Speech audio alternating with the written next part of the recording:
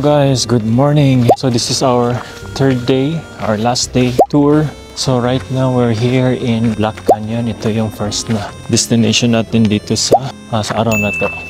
Black Canyon. So tinatawag daw itong Black Canyon kasi yung mga rocks is color black. Tingnan nyo guys, so it's black. So sabi ni tour guide, itong Black Canyon was formed 25 million years ago. It's because of the land erosion. Tingnan niyo yung kulay ng mga bato. It's color black. Totally black. Sobrang ganda guys. Grabe talaga yung mountain view dito sa Kazakhstan. Ibang level talaga yung mga mountain view dito sa Kazakhstan. Dito sa Kazakhstan, ibang level yung mga mountain view. Hi.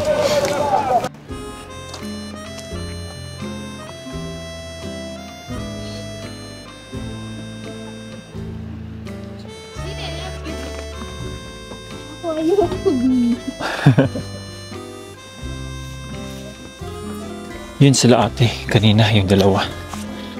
Sila yung mga Pilipino na nasa bus, silang dalawa. Nakiki-friend tayo.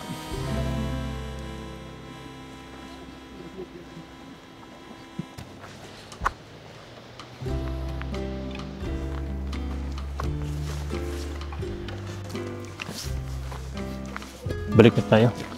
Hanap muna tayo ng kape guys.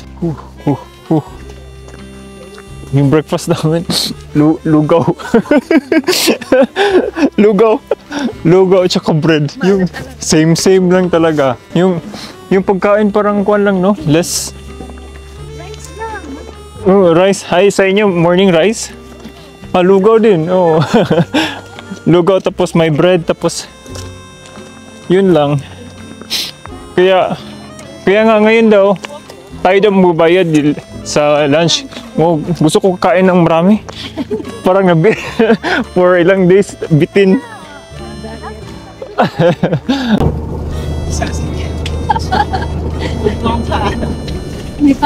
So after natin sa Black Canyon guys, pumunta muna kami dito sa restaurant para kumain. Nag-stop over kami dito. Ito pala yung restaurant.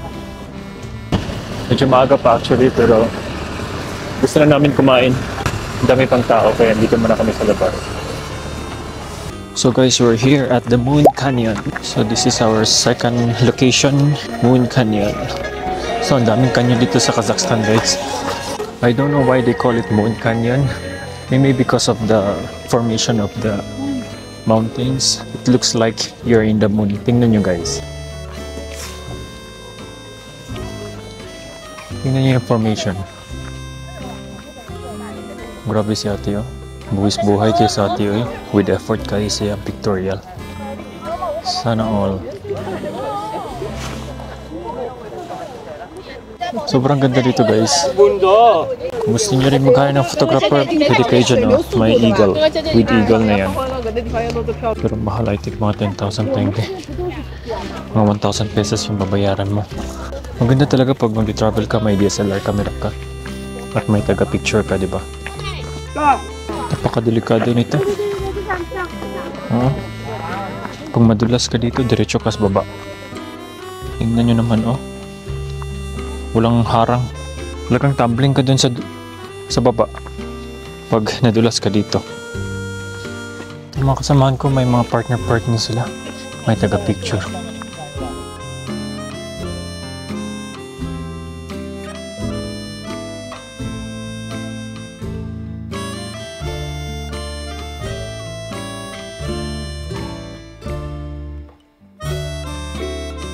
Balik na tayo guys. Medyo mainit na ngayon. Balik na tayo sa bus. Medyo marami na rin yung pupunta dito ngayon. Grabe itong mga ibang lahi. Buwis buhay talaga sila sa pictorial. Effort talaga sila sa picture nila. Pag nag-travel sila. Talagang may DSLR camera. Grabe sila makapost. Huawei, in the world we have two canyon like this, I tell you, yeah, in the first day. First one stay in Arizona is Grand Canyon with River Colorado. Second one in the world stay in the Castle of Huawei with Char River. So ito yung lunch. Vlogger ka pala? Hindi. Kuan lang. Nagtatry lang sa YouTube. Kaka-start ko lang ng YouTube ba. Pag may viewers, wala. Sobrang hangin.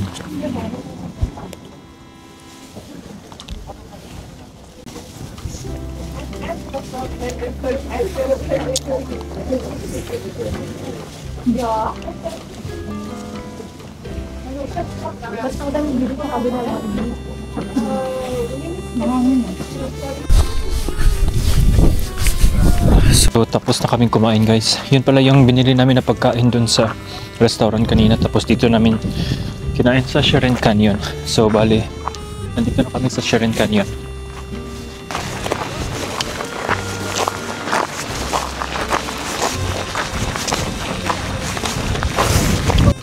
So may dalawang way para makapunta ka sa Sharon Canyon. Itong stairs na ito, pwede ka diretso yan doon. Or meron doon sa kabila. Doon sa dulo na side. So dito na tayo sa stairs.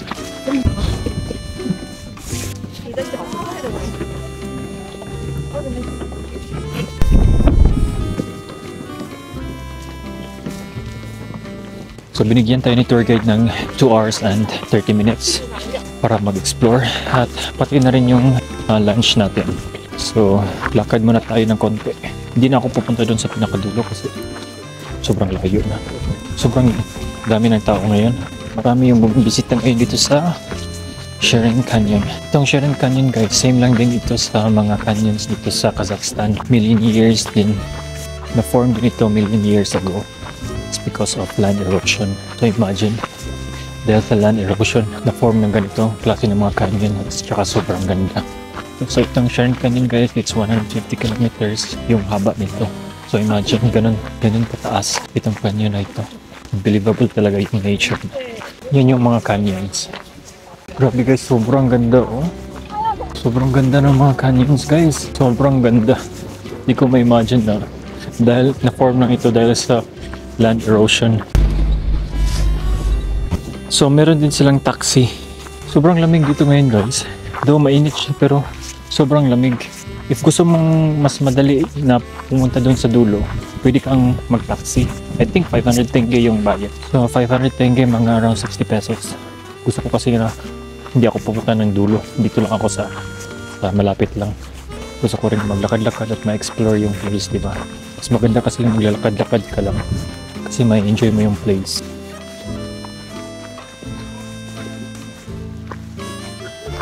Tingnan nyo naman yung mga canyon guys. Oh. Ito yun siya pang malapitan. Sobrang ganda. Di ko ma-imagine na makakapunta ako dito.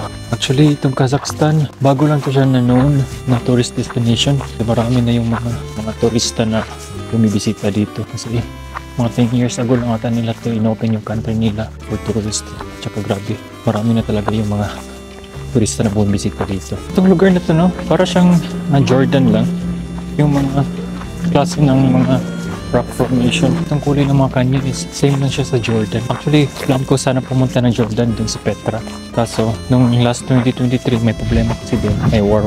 Kaya, kinancel ko. So, I hope makapunta din ako ng Jordan dun sa Petra. Tingnan nyo guys. Grabe yung canyon dun sa dulo. Oh, grabe. Sobrang ganda. Ma-amaze ka talaga guys. Kung nakita mo to in person, grabe. Wala akong masabi. Sobrang ganda.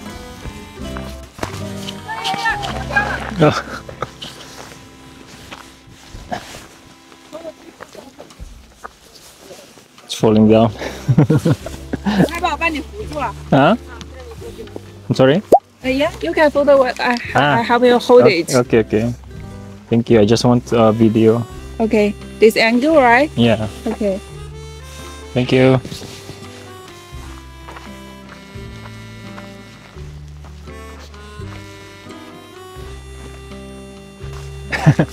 Thank you so much. Okay, alright. Okay. So well, nagtitake ako ng video. Ang hirap pala pag ikaw lang mag-isa ba. Meron kasi itong tripod, itong camera ko. Natumba yung camera ko guys.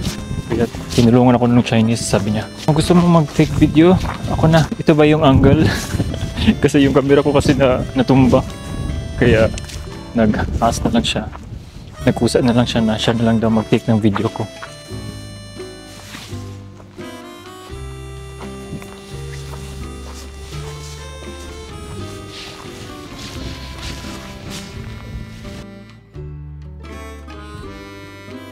Naka-video na ako guys.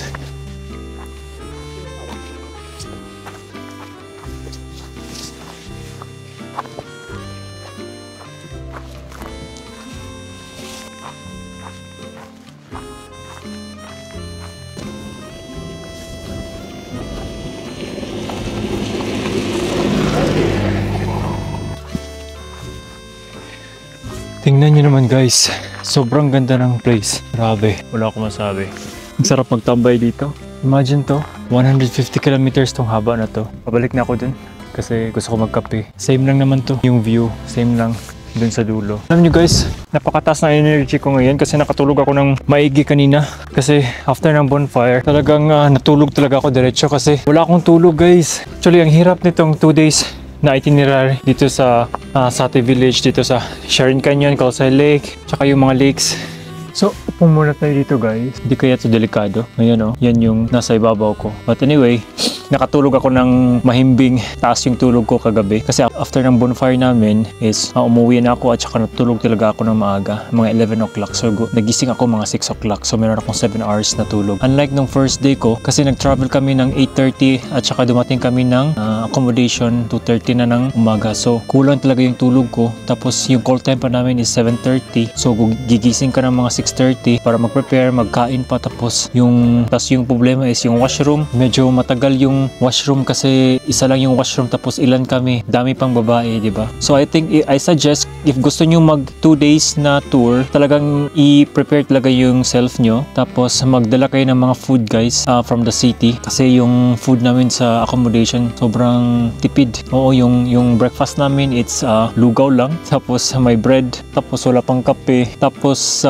lunch is as in 1 cup rice lang tapos may mix lang siya na meat konti. Parang biryani style, ganun. Pero 1 cup lang yung rice. Ganun siya ka-tipid. Tapos ang dami nyo kayang activity in a day. So kailangan nyo talaga ng food. At saka bumili din kayo ng tubig. Mag 2 days itinerary din kayo. Mag 2 days tour kayo dito. Kailangan magdala din kayo ng gamot, yung medicine for your like for example headache or sipon. Kasi yung lamig dito guys, you will come here during autumn and winter. Grabe, nakakasakit ng ulo. Kaya I suggest na magdala kayo ng medicine. Kasi kulang pa kayo sa tulog sa first day nyo. Tapos wala pa kayong tubig. Tapos sobrang lamig pa. So talagang headache talaga yung labas. So yung first day ko talagang nahihirapan ako. Kasi ang sakit ng ulo ko. Kaya buti na lang nag-ask ako ng gamot sa tour guide namin. At saka meron naman siya. So that's why nung pumunta ako ng Calcay Lake, medyo na okay na yung pakiramdam ko. At saka na-enjoy ko na yung place. So yun lang. So by the way, yung binayad ko pala dito sa tour, yung 2 days, sama na yung accommodation, food, total niya is $63. Around 33,000 tenge. Oo. Pag 1 day tour lang kayo, mga around 43 or 42 US dollar. 1 day tour lang yun siya. Cover na yun. Same lang. Yung itinerary, cover nyo na lahat yung tour. Pero difference is 1 day lang siya. Hindi na kayo magsistay sa Sati Village. Oo. So yun lang yung difference. So mga around 20,000 tenge yung mabayaran nyo if mag 1 day tour kayo. Hindi ko na kaya yung lamig guys. Sobrang nang lamig. Sakit sa ulo. Yung lamig na sakit sa ulo. Yung hangin na pupunta sa'yo, sa ulo mo, ang resulta headache. Kaya mas maigi talaga na magdala kayo ng gamot. Especially pag pupunta kayo dito ng winter at saka autumn. Kasi sobrang lamig. Actually, yung temperature ngayon is mga 10 degrees. Oo. Pag madaling araw, kanina 2, 3, 4 degrees. Sobrang lamig talaga. Gusto ko yung bumili ng drone. Actually, plano kong bumili ng drone. Kaso, pag bibili ka ng drone, hindi mo naman magagamit sa Oman. Kasi kailangan ng permit. Bawal kasi yung drone dun. Pag bibili ka ng drone, need ka pang kumuha ng permit. Ang mahal pa ng permit. Around 4 to 5,000 pesos. Matitengga lang din yung drone ko if bibili ako. Sa bahay lang hindi lang magagamit. Kaya huwag na lang. Baka DJI Osmo na lang yung bibilhin ko. If may budget na. Marami na yung mga turista dumating guys. So, papunta pa lang sila. Dami na nila. Busy ito siya. Itong place na to, itong Sharon Canyon, busy. Bakit kaya pinangalan niyo itong canyon na to na Sharon? Ano niya kaya si Sharon Reyes? Grabe, sobrang lamig guys. Lalakad na ako pabalik. No, may nakita akong dito eh. May nakita akong may bulati. bulati or daga. Kaya pala may daga pala dito nakatira. Itong mga butas-butas dito oh. Ayan. May daga dyan. Nahihiya. Sige, bukas na lang. ayaw lumabas. Kaya pala maraming Chinese ngayon guys. Kasi sabi ng roommate ko, ngayon daw yung month na magbabakasyon yung mga Chinese. Oo. Kaya ang daming Chinese ngayon. Pero mabait sila ha. Lahat ng kasama ko sa bahay, mga Chinese. Sobrang bait. Diba? Buwis buhay kami sila mapapicture. Sobrang hangin guys. Yan yung taxi nila oh. Maraming pera tong taxi. Kailang balik na to. Ang dami. Laki siguro ang kita nila araw-araw. Finally, nakaabot na rin. Grabing hangin. Grabing hangin guys. Sobrang lamig pa. Sinisipon na ako. May nahanap akong coffee shop.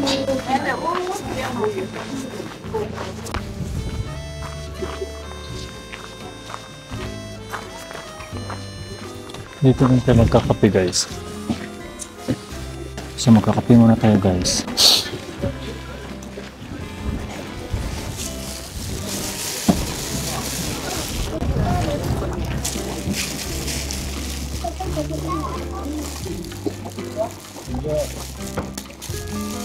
Empanada.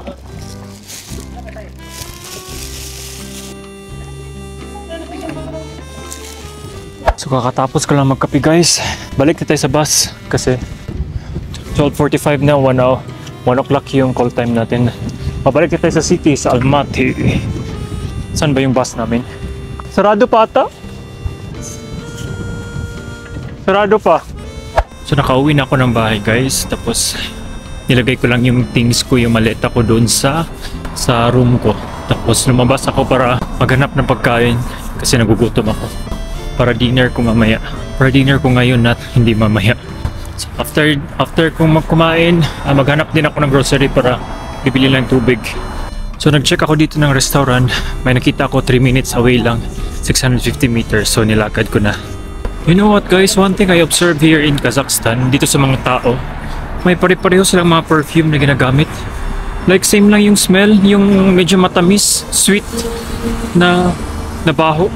Mabango, actually mabango. So ngayon hindi masyadong traffic. Ito lang yung street ng Kazakhstan.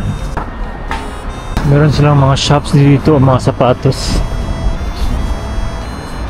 My wild berries. Ano kaya to?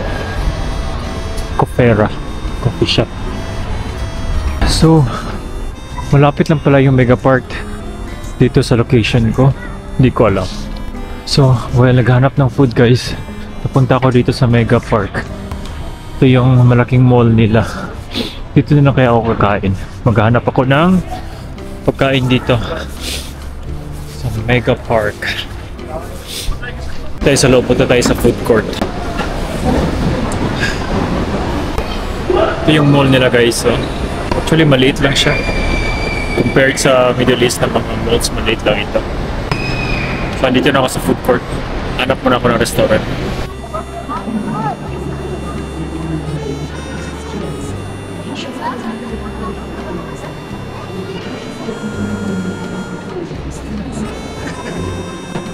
Charlie's Kitchen.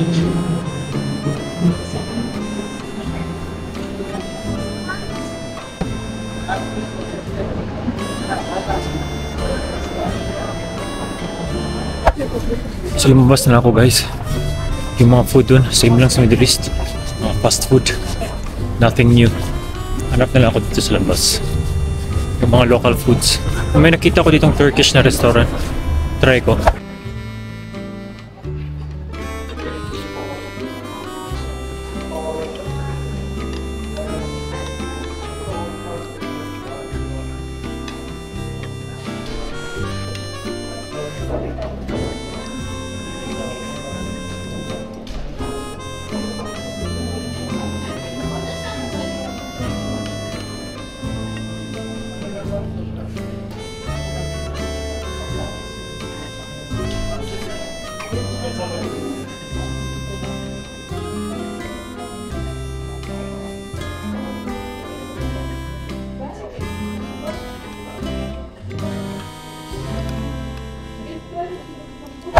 So pauwi na tayo ng bahay guys.